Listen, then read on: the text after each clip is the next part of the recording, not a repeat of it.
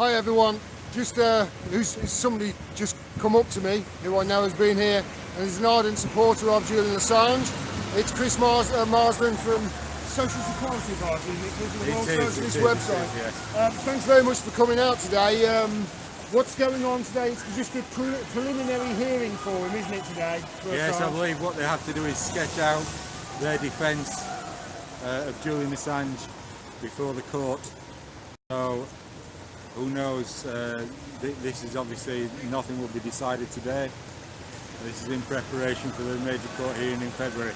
Now, I was talking earlier about how, I've forgotten who it was telling me, but according to the rules of Assange and incarceration, etc. at the moment, he should be allowed 3 prisoners a week. That's what I'm hearing, and he's only getting something like, visitors a week.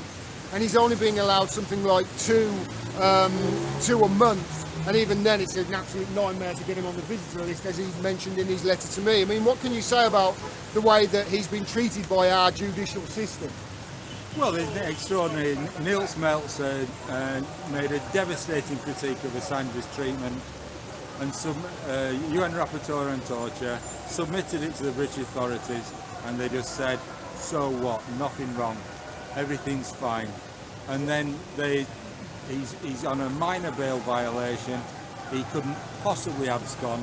He's one of the most famous people on the planet, certainly the most famous political prisoner, and yet they're keeping him in Belmarsh.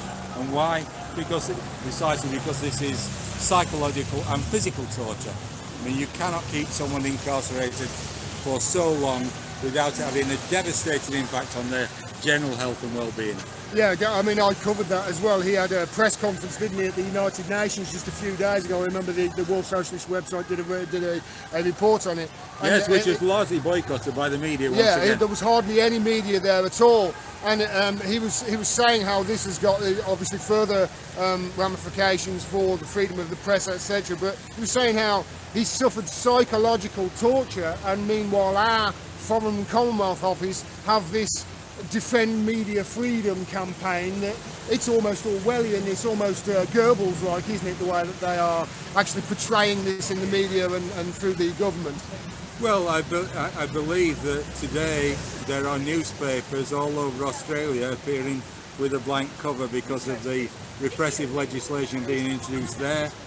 You have official statements by the NUJ, by many different organisations defending Assange in principle, but what is completely absent is a serious political campaign to mobilise their considerable authority and their membership and their resources to secure his freedom.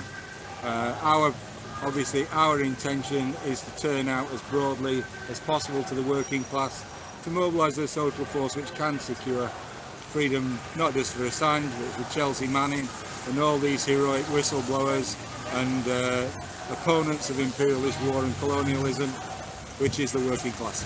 Well, thanks very much on behalf of a real journalist, mate. Thanks very much for standing up. Thank you very much, Gordon. Chris Marsden, everybody. Thanks very much.